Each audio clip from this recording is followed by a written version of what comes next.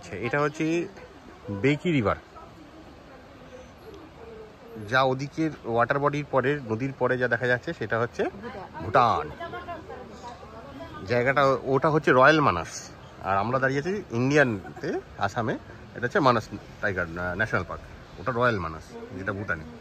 আমাদের যাওয়ার কথা ওদিকেই ছিল, কিন্তু ল্যান্ডস্লাইড, যা বৃষ্টি চলছে টানা, ল্যান্ডস্লাইড হয়ে যাওয়াতে রাস্তা বন্ধ। তা অগত্যা ইন্ডিয়া বর্ডারে থাকতে হবে।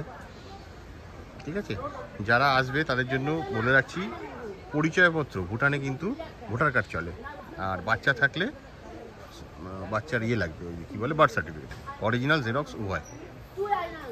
এটা একটা ওয়াচ টাওয়ার মতো করেছে, বেশ সুন্দর।